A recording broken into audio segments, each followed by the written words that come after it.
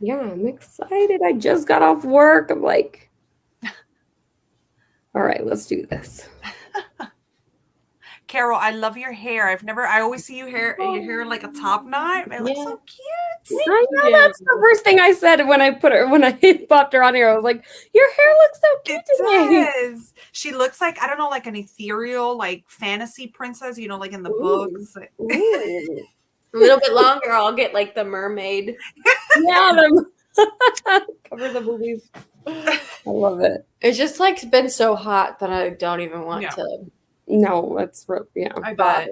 I don't know what my excuse is in the winter, but right now it's just too hot. Right. No, for in sure. the winter, it's just, like it's hibernation time. Lazy. Time to be cozy. Yes. Yes. Hi, Kim. So excited to talk about Joyland. Me too. So, for those of you here right now, I guess we can just get right into it. So, welcome to the HORRORIN24 live show for Joyland. If you know or you don't know, HORRORIN24 has now become a monthly book club. So, we have monthly picks, and this month in August, we read Joyland. So, we wanted something summery to I don't want to say end summer because Marcy will get mad. I will get off of this. No, I'm just kidding. But yes, we wanted something summery for August. So Joyland ended up being like the perfect book. I'm so glad we ended up reading that book. Me too. Yeah, it's definitely one that I like to read seasonally. Mm-hmm. So I would never read a winter book in the summer, but like a summer book maybe in the winter to like get me out of like the winter blues and stuff. But like something like this, like with the setting and everything, it's just perfect. Perfect. Really, really was. Yeah. And it's that perfect transition from summer to like fall because because there's even, he's working there in the summer and then they're, like they go into the fall season of like the park and everything. Yeah, it was a good pick. Although our September book is still kind of summery, so whatever. I'm still gonna be like too hot to do my hair in September, so same. So it's okay. Yeah, it's fine. It'll be too hot. Oh my god, man, love it. So we can just go right ahead into our general thoughts and star ratings before we get into any spoilery stuff. Carol, why don't you go first? Alrighty. I hope you can't hear Annabelle snoring. She's here again. Okay. But we wouldn't mind either. It doesn't matter. Yeah. This was a reread for me. I listened to it on audiobook this time around, and I gave it 5 stars both times. Like I was saying, I like the setting. I'm really big into like carnival type stuff. It doesn't necessarily have to be like killer clowns or anything, but just like a younger person being at a carnival or like experiencing their summer vacation. It's just like great setting, and it's emotional, and I like the characters and I like the mystery. So I enjoyed it the first time and I enjoyed it this time. That's awesome. Marcy, what about you? I gave it 5 stars. I absolutely adored it. I just knew I would. I mean, from the cover, it's just amazing and it just sets up everything perfectly. But like Carol said, emotional. Everything was on point. The atmosphere, the mystery, the characters, the length of the novel. I mean, everything was top notch. Love it. I did not give it 5 stars, but I did give it 4.5. I think the only thing really preventing me from giving it a full 5 is that I really don't think that it's a book I'm ever going to return to or even remember it all too much later on. But I did really enjoy the characters and their dynamic and just like watching them become like friends. And then also a lot of Devin's like character development, because at first wasn't really a fan of the guy but then he grew on me. So I really liked that, as well as like just the way it's written. But I'll get more into that when we get to spoiler stuff. Amanda gave it 5 stars. Let us know in the comments, those of you who did read the book, what you gave it as well. Yeah, I was seeing a lot of people on Instagram, like if they were tagging Horror24 or whatever, a lot of people seem to enjoy it. Yeah, I think so Anybody too. really dislike it that much, so. No, I didn't really see anyone say that they weren't enjoying it, so that is a good thing. You always want to pick a book that that people are going to enjoy. Yeah. You always feel awful if, like, you pick something and you're like, well, That sucked. yeah, and then you don't really have much to talk about it. But I think even for it being such a small book, like, there's still a lot to unpack when it comes to like the book. Yeah.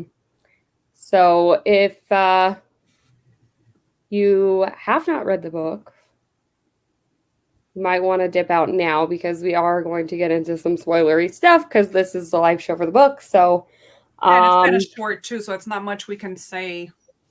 Yeah.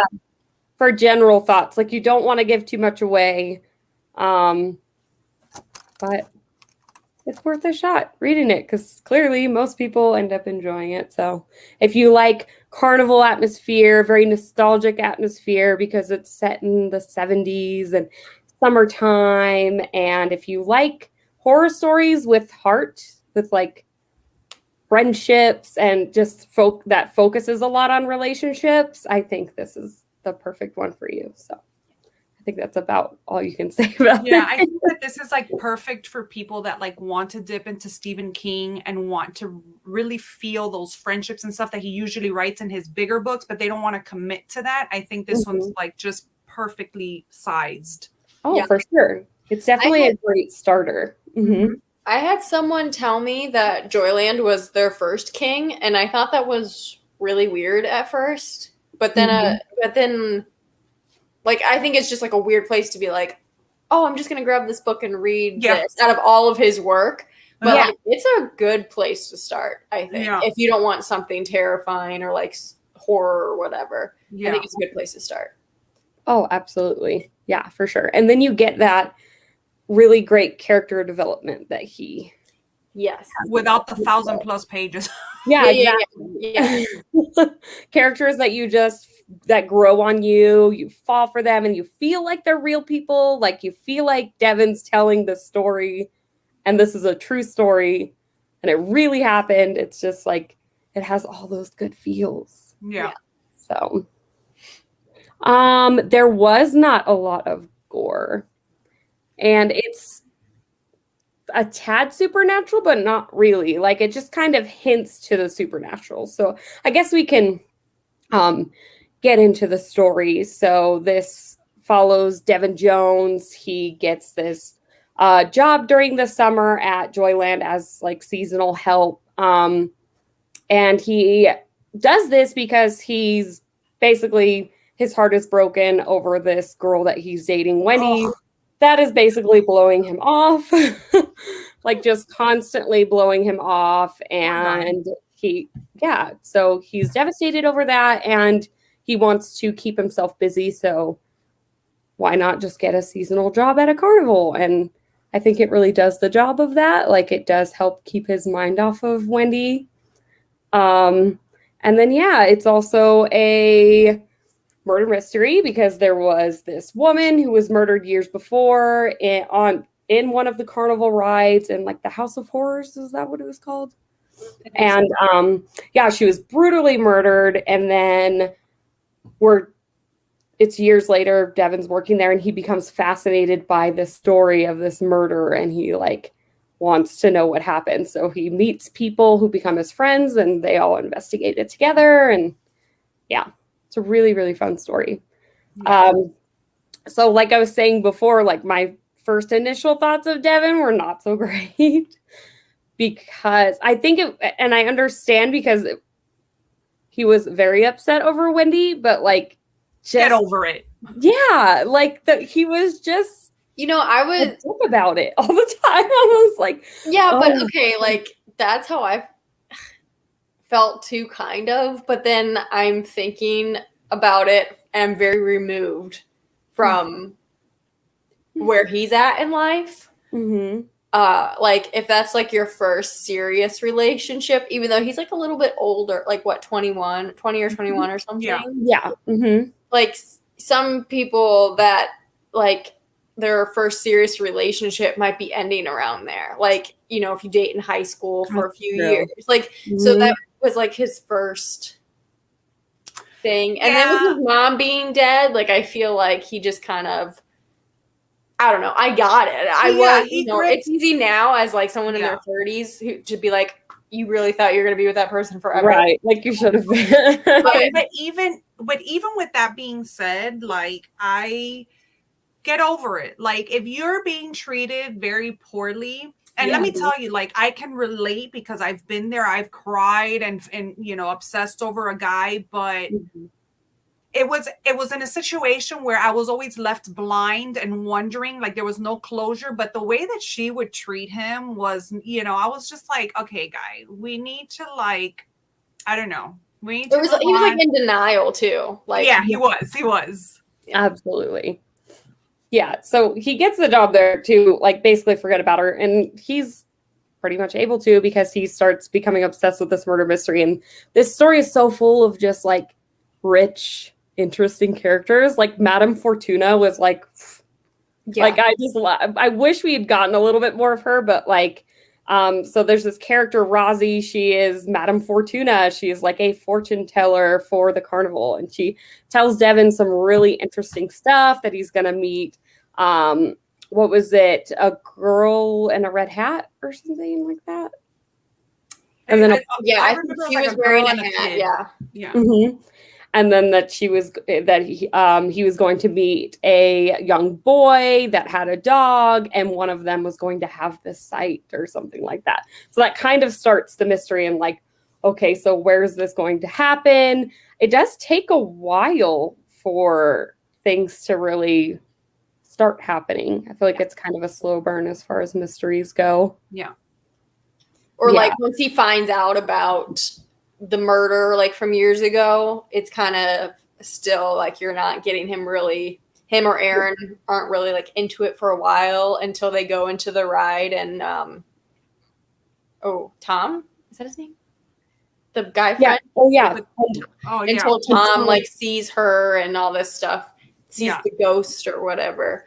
So that's where it gets like a little on the supernatural paranormal side, is that they say that the woman was believed to be haunting the carnival ride that she was murdered in. And so it does take him a while to actually take that ride. So a lot of it is just him getting used to his job at the carnival. He basically becomes the mascot guy that's like, I thought that was the best. All the children. I know. And that's when he started to warm up a little bit on me. Like at first I was just like, oh, okay, whatever, Devin. Like, I don't care. No. But then like when he becomes the mascot and he makes all these kids like so happy and he finds joy in that, then he starts to grow on me. Yeah, that was so cute. I loved that part of it. Yeah. And I liked being like having that time to be immersed in like the world, because he's like starts to learn the lingo and like we get like behind the scenes of the carnival or whatever, which is fun for me. And like I think when you spend time doing stuff like that, if it's done well, that's what helps you like get so connected to the characters. And that I really like it just works.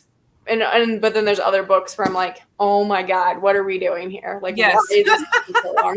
Can we move it along, please? I think it really works in this one. And then like, it's not like this, like, I guess you could kind of say it's thrilling, but it isn't like this fast paced, super crazy thing.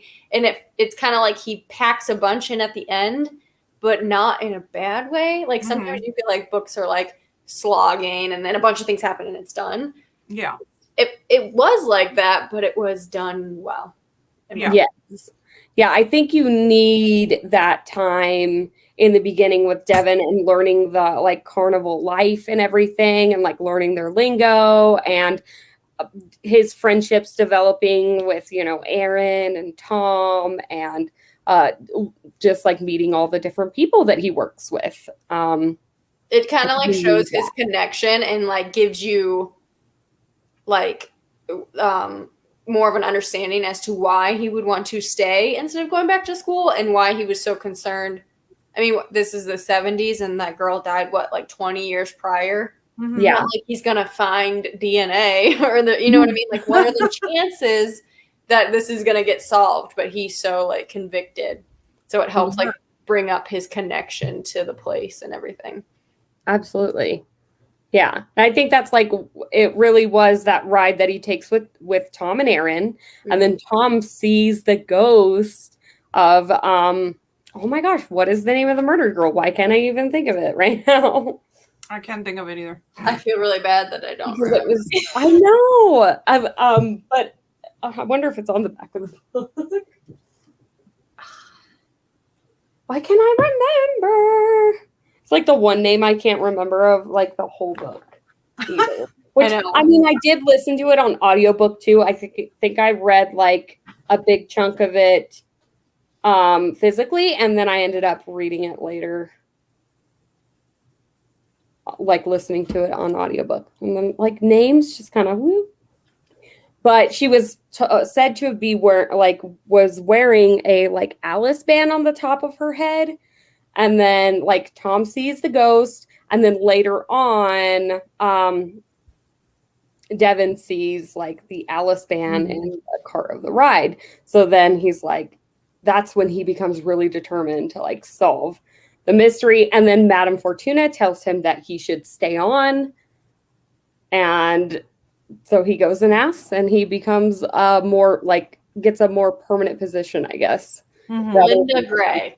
Linda Gray, yes. I wanted to say it started with an L. I was going to say Laura.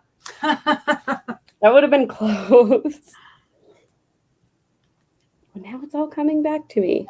What about, was the reveal or the whodunit, like, was it predictable? Did you like it? It was underwhelming for me, to be completely honest. Like, okay, I gave it 5 stars, but number one, I feel like you, Raine, like it'll be forgettable pretty soon. And I mean, I'm just sitting here like this because I can remember, and I'm remembering as you guys are talking, and it's bringing up memories, but it is pretty forgettable. And number 2, I forgot where I was going with that.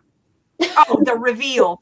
Wow. The reveal was just, it was just, okay. Like, I feel like the reason why I read it was for the mystery, for the actual mystery and the actual like House of Horrors and the actual carnival and the characters. And that was just like a little like, okay, cool. They solved the mystery, but it wasn't a big deal for me, at least. Yeah. I want to say it's like, I don't want to like, I'm not insulting the cozy mystery genre, but I feel like that's the more of the type of mystery that we're dealing with here. It's not like jaw-dropping, like shocking. Yeah. Like it makes sense that like that's what happened, or like this person is the killer or whatever. Yeah. I liked it, but it's not like I wouldn't want anyone to go in expecting like yeah, exactly. I completely agree. If you are someone that likes a very slow burn, easily predictable mystery, something that's not going to like shock you, like you said, is not what this is. This is definitely it's just more about the friendships and relationships and the atmosphere. Let me tell you, when they went on the House of Horror thingy, I envisioned myself going into my first one of those like little kitty haunted houses that you all know, like it's stupid, but for some reason it still terrified me. And it made me go back to that. Like it was nostalgic when it went into like the Little House of Horrors. And I will say though that I wish that we would have had a little bit more of the supernatural element, a little bit more of the ghost, a little more of Madame Fortuna. Yeah, than the actual like murder mystery itself. Mm-hmm. But still 5 stars, so whatever. Love it. Yeah. So he does end up saving the life of a child, the little girl. He ends up saving her life. He saves her from choking. And that is the point where he kind of started to grow on me. He becomes like a big deal at the carnival. And so it's a pretty easy choice for the owner to like, or the whoever, like the guy who runs it. I think he's the owner that he asks, right? To stay on, for him to stay on. So it does kind of throw in there that like Eddie might be like the killer. They kind of like, it's Eddie, right? Yes. The one who has the heart attack. Yeah. They kind of throw that in there as kind of like a way to like a red herring. Yes. Yeah. Yes. Thank you, Carol. That's like where I was going with that. But yeah, as a red herring. And like when I was reading, I was like, well, you better not be it, because that's like pretty obvious. But so, I mean, it was nice that it went a different way with it, but also like if it's not Eddie, then who else was it going to be, right? Yeah, especially towards the end where there's not like all the employees. It's just like a very minimum number of them. It's like, it's almost like, what is that? Like a 50, when all those game shows that they're like, oh, I'll call in like my 50-50, or, you know, like knocks out half of the suspects, you know? Yeah, right. Exactly. Yes. And then he ends up, well, I guess before I get into the point of what did you guys think about the aspect of the Hollywood girls? Like what Aaron was, like running around in the short green dress, taking pictures of people having a good time. I loved it. I thought it was a great glitter background, but no, it's like the 70s version of like Hooters or Brick House Tavern. I don't know if you have Brick House Sonic. Yeah. Yeah. And there's like, you know, and I did like make a note of it in here, like that there was like some sexist talk, like kind of a little sprinkling of that throughout, where I was like, it kind of was off-putting and like annoyed me a little bit. But they were selling the pictures though, right? Yeah. So it kind of makes sense to have like a cute girl be like, oh, let me take your picture. Yeah. Like, I want to buy that picture. Yeah. I liked Erin though. I liked her a lot. I liked how she like jumped onto the whole like, let's figure this out. Let's, you know. Yeah, she was so gung ho about it. Like she was like, let's go. I'm with you. Yeah. And she was a good friend. Yeah. And everything. So I liked her. She was definitely a really great friend to Devin, and like just helping him kind of get over Wendy too. Like she was a big part of that. Yeah. I don't think Tom was as big of an aspect of the story as like Aaron was, but no, that's because he was scared. He was freaked out. That would have been me. Like, leave me over here. The whole carnival for him. That was it. He was like, "I'm done. I'm out of here." Yeah, that would have been me coming back. So shortly after that, Devin meets Mike, who's a boy who's 10 years old. Yes, he's 10 years old and he has muscular dystrophy. He meets Mike's mom, Annie, who's very like cold to him at first. Like she's like, I don't know about you, you're just some random guy who wants to like hang out with my kid or whatever.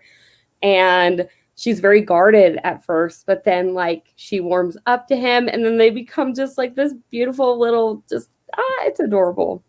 It is. Unit. It is, but I can't talk about like that part of the book. So I'm just gonna sit here and like feel all the feels.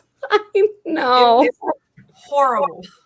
Yeah. If I was in her position, I would have been the same way. Like I would have been afraid for my son to do anything. And, yeah, for sure. But that's like the heartwarming kind of emotional stuff, like her like accepting things and then allowing him to like experience life, and then trusting Devin, and I love that. I love that Devin was able to bring that to his life, you know, and that the mom actually allowed it. And when she, you know, saw, okay, I can't. No. I mean, when you think about it, if Devin hadn't become part of his life, you know, his mom still probably would have been that way. Yep. Like he wouldn't have Yep. opened up to these ideas. He never would have been able to go to the carnival like he wanted to and experience these things. So, you know, that was just like so huge for him. I'm showing him how to like fly the kite and just become, you know, helping him get into the carnival. And like he had an entire day to himself at the carnival, and that was the just best. so awesome. I liked him though, like too, like the part where he lies to his mom that he wants like another smoothie or something so he can talk to Devin. Like his sense of humor or like attitude about everything was really great. It was. Like it was entertaining, but also like very sweet at the same time. But I like that Devin and Annie didn't end up together, even though they have like their little fling for a minute there. Which was hilarious the first time. Like, it's just so funny to me. Like, yeah. But it was awkward, but like I really love awkward sexual situations in books because sex isn't always like movie. Yeah, like you both are like immediately. Sometimes it can be awkward. Sometimes it can be a very awkward situation. 99% or whatever. Yeah, like 99% of the time it's awkward. Like and that sometimes. Like a lot, you know, it can be very awkward, especially the first time with someone new, you know. It's just, and first time in general. This was Devin's first time ever. So obviously it was very awkward. That was just so realistic to me. And I just loved that part of it. Like, I know it's just like this little part, but I was just like, yes, and the way that's real life. Like the way she handled him to, like, you know, when she found out it was his first time, and then, you know, it was hilarious with him and, you know, the quickness, but the way she handled it and the way she walked him through it in like a nonchalant but sweet way at the same time. I don't know. It was good. Yeah. And I like too that even after that, and they obviously she doesn't want anything long-term or more or whatever, but they still like stay connected. Like even unfortunately, like Mike, when he passes away, like we see Devin learn about it, and that like made me happy though to know that they were still a part of each other's lives, even though he had moved away and everything. Yeah. And that she calls him so quickly, you know, like just after it happens. I mean, I sobbed, like ugly sobbed when he gets that phone call, and I was in my living room, like looking ugly, like my dog had just died or something. Oh, Marcy. Falling. I know. That was really hard. When they mentioned the dog, no, I'm done. Okay. Missing the I'm done. No. Oh, yes, I know what you mean. That got me pretty good. So, I guess we move on from them.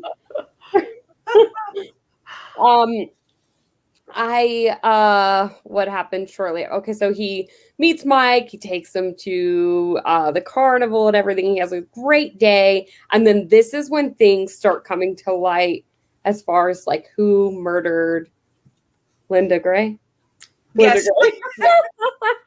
Why can I not remember that name? They don't say it much, actually. They really don't. Like they call her something else, or I don't know. Like the girl who got murdered. Like I don't remember hearing her name a lot. I don't know. No, it really wasn't. No.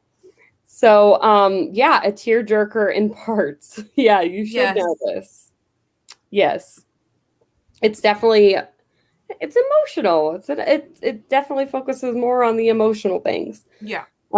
So things start really coming to light, and we find out that Lane Hardy is the one who murdered Linda Gray, and I think it is kind of cheesy in the way that it's revealed, and then the fighting and everything that happens afterward. How did you guys feel about it? I don't even remember it. I'm not even gonna lie. I don't remember it. So, okay, he takes Mike. They have their special day. And right before that, Erin had done like all her homework and had all these like newspaper articles and stuff showing that there were other young women who had been killed around that time that were like suspiciously similar. And so after he takes Mike to have his day, he goes back to his boarding house and he's looking through like all the newspapers and stuff that Erin put together. And I think she had like pictures. She had gotten pictures from a woman who was one of the Hollywood girl. Yeah. Back when that girl was killed in the horror house or whatever. And so they're starting to like piece all these things together. And then he realizes through hair dye and like fake henna. That it's running down. Yeah. Yeah, because it was said that the guy through surveillance, like they couldn't really see the face or anything, but they knew that he had dark hair and that he had a tattoo on his hand of like a crow or something like that. Yeah, some kind of bird on his hand. Eagle. Or maybe eagle. A bird. Who cares? Right. It was a bird. Anyway.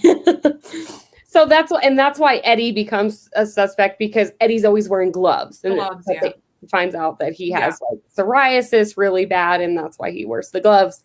But Lane had got fake henna tattoos, and that's why he didn't have tattoos.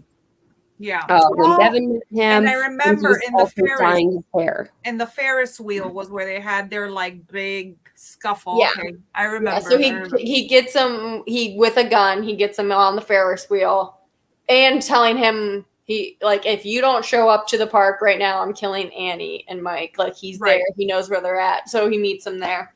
Mm-hmm. But what I really like is that Mike has a dream from Eddie's ghost comes to him or whatever and tells him that Devin's in trouble. And Annie's just like, okay, let's go. Let's go. Yeah. Annie just so happens to be this sharpshooter. Yeah. Yeah. But it's kind of like, it's almost like it's just like with that, her being the sharpshooter and everything, it's like it's all meant to be.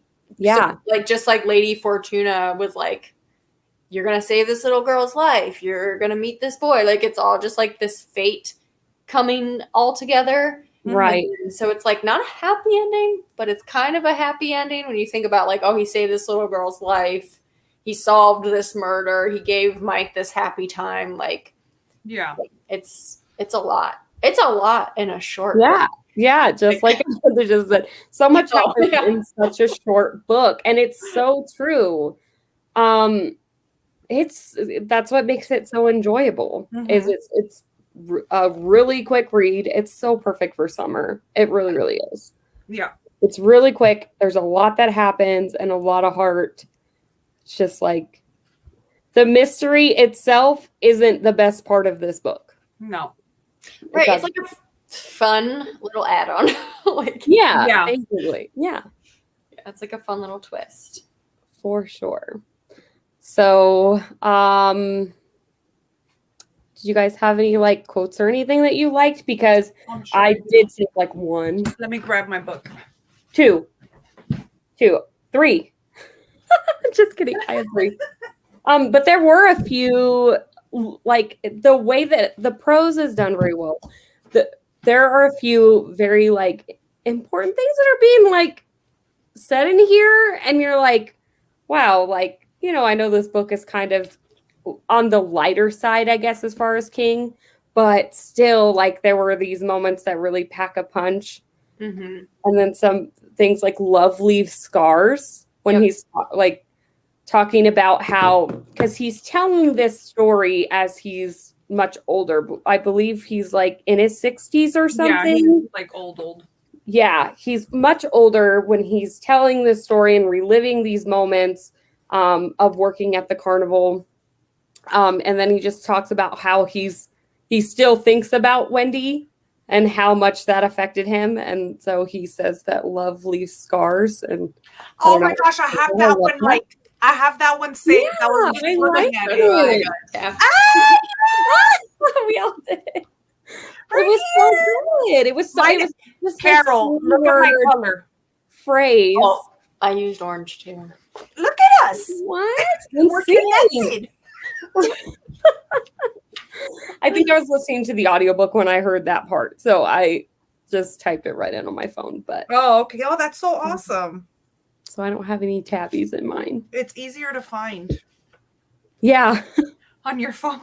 Yeah. I just put it in my notes. Like the most used app on my phone is probably my notes because I just have notes constantly all the time. I'll just think of something and be like, that's a great idea. And I'll just. Yeah, I do. I have a lot of notes too. Yeah. I have a couple, but if y'all want to start sharing yours. Yeah. Not vintage king in my opinion, but still very good. 4 stars. Yeah. Yeah. See, I gave it 4.5. Yeah, it's different than his older stuff for sure. But I got another one. It's even when what you're holding on to is full of thorns, it's hard to let go. Yep. That's so good. That's a good one. Oh my gosh, I have so many, so many, but like one that I tabbed is not like an inspirational quote or anything, but I was just like, this is so wrong because it hurt me. It says, no summer is endless. No, I'm done. Oh no. Marcy's like 1 star. 1 star. one star just for this. No, but the one that really, I'm going to talk about 2 of them. The first one is on page 282. And basically it says, the last good time always comes. And when you see the darkness creeping toward you, you hold on to what was bright and good. You hold on for dear life. I thought that was just like, oh, I love that. Yeah. I love that. Yes, that was just amazing. But the other one, yeah, because and especially like this past week, I also read A Boy's Life, and I cry on my vlog so much because I just love stories that are told from people that are, you know, in their 60s, 70s, and 80s, because they have so much like wisdom to talk about, especially like looking back on something that happened to you as a kid. So those they always tear me apart. Like Boy's Life, I was crying for like days. But anyways, another one that I like on this one, it says, some people hide their real faces, hun. Sometimes you can tell when they're wearing masks, but not always. Even people with powerful intuitions can get fooled. And I think this is where Mike, like he didn't see when he was at the park. He didn't see that was the bad guy. Oh, yeah. Yeah, so then he's telling his mom how he feels bad that he didn't see it, and she tells him that in return. I thought that was so cute. Yeah. No, I like that. I have nothing screws with memory like repetition. And I'm like, that just seems so like spot on with like real life to me. And I was just like, yeah, that's yeah. Like you notice when you're doing something every day, that's why, you know, you'll just completely forget about it. That one was just like a very, very light quote, but it was just something I saved because I was like, yeah, that's true. It's so true. That's so true. So did you guys know? Is Carol still looking for her? Yeah, do you have any? Not other than I like it's not really a quote, but I did mark like when him and his dad are talking about I don't remember. He has such a great relationship with his dad. I really like the relationship he had with his dad. Even though those were like very short-lived moments on the phone with him, like you often see, and that was something I wanted to bring up when I was I don't know, making notes and stuff, was that oftentimes you see like parent and like especially father and son relationships in books that aren't good. And like this one was just a genuinely good relationship. And supportive. He was just like, if this is what you feel you got to do. And most parents are like, no, you're going to go to college. You have to go. And he was just like, oh, okay. He gave him money when he went to go to work in Joyland. And then when he decided to stay on and skip a semester or whatever. He was like, oh, okay. Like, my parents are great parents, but they would have been like, excuse me? No, ma'am, you're What? going. You're so close and you're just going to take time off? No. Yeah. Right. Yeah. But yeah, when him and his dad are talking about him going to Joyland, he's like telling him like, oh, don't let them make you climb on the roller coasters and stuff. But like they're just talking about it, and then like a doe comes out on the railroad tracks.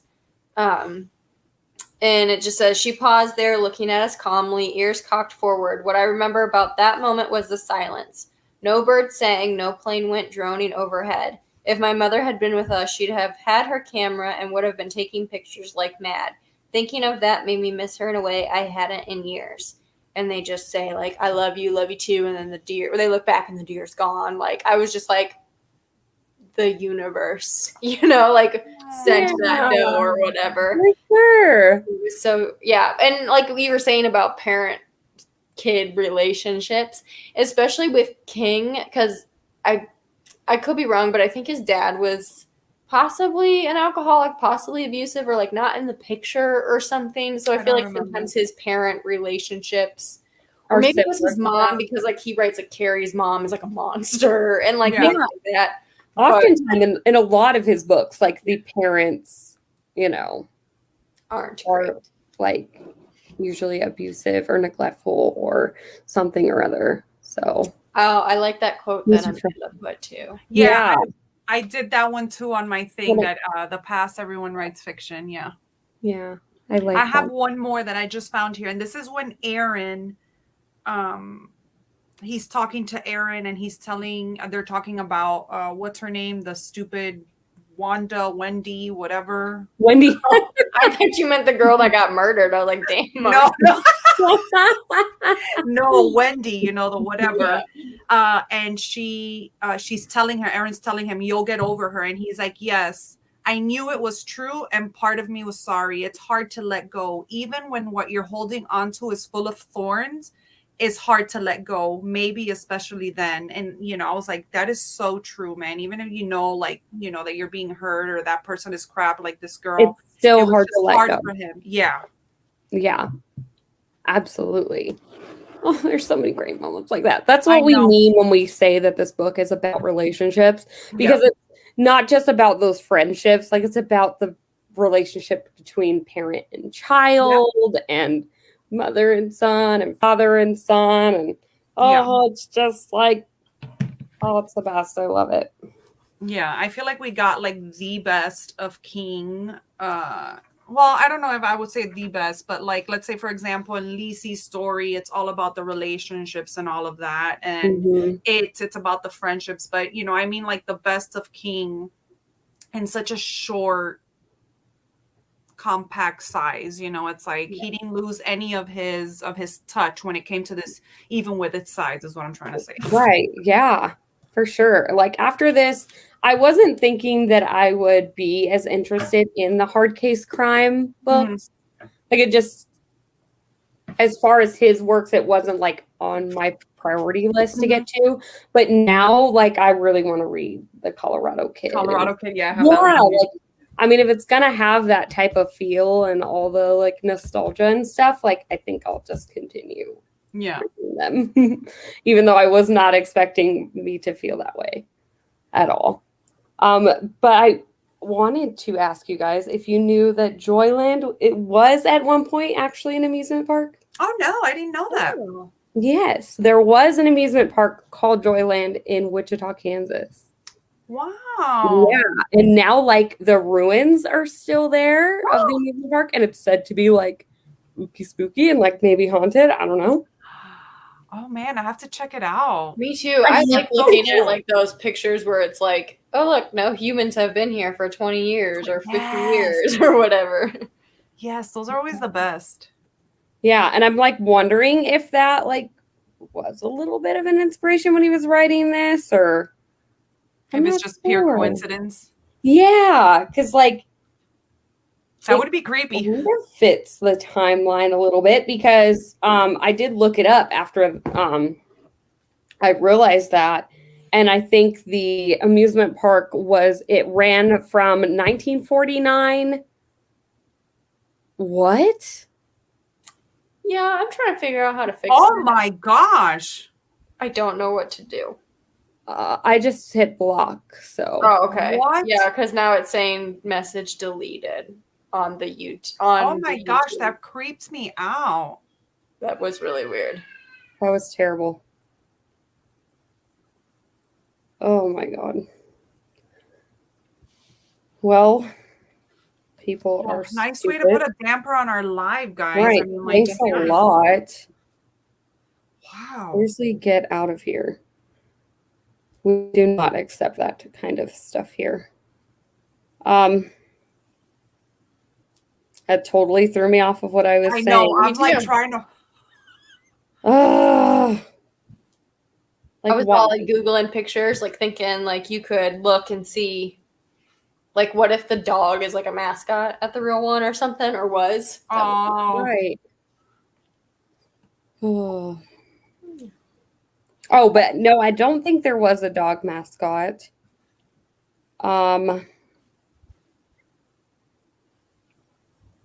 But it apparently ran from 1949 to like 2006. So it would have had the same type of timeline a little bit. I don't know if he. But I mean, when it's oh my gosh. Okay, we have another one. Can we block that one? Yes, I just did. Like, what is that? Why are people like this? I don't know. This is like really upsetting. Like, I kind of want to just end this now because I don't want to deal with this at all. Yeah, that's insane. Yeah. That's ridiculous. Can you close the chat? Like, I don't even know how to turn it on. I don't know. I'm not very good at like knowing how to do things on here, but maybe I can try and see. Guess. This is why we can't have nice things. Yeah, no. Yeah. I don't know. I think I just want to end it because that's like, now I'm like really ticked off. I'm sorry guys that just like ruined this entire thing. I thought we were having a really great conversation. Yeah, we were. We had a really great time talking about the book, and I'm so glad that you guys decided to join us and talk about Joyland with us and read it. And if you haven't read it, but you just like jumped in on the live and now you want to read the book, that like, you know, that always makes us feel really great. So yeah, hopefully you guys will join us in the next couple of months. Just check out the HORRORIN24 Instagram account. Let's talk about the book for September really quick before we leave. Okay, go ahead. The book for September is going to be The Forgotten Island by David Sodergren. So go get it. Go check it out. Go ebook, library. I don't know where you get it, but join us because it's going to be a fun time. And it's going to be a fun closeout to the summer. Yes. So yeah, that's going to be, we don't know. Saying it. Yeah, I don't know whose channel it's going to be on. I don't know if we've discussed that yet. I don't think we've decided just yet, but we will post it on Instagram. Yeah. And John, since you don't have Instagram, if you're following any of the other hosts, you'll be able to see when they put the broadcast up. I try to keep up on my community tab too. Yeah, we'll share it on there as well. And I think I'll add it and I'll update it whenever we come up with whoever's going to host it. I'll put it on my TBR video. It's going to come out tomorrow, so I'll just add it on the bottom of that as well. Yeah, for sure.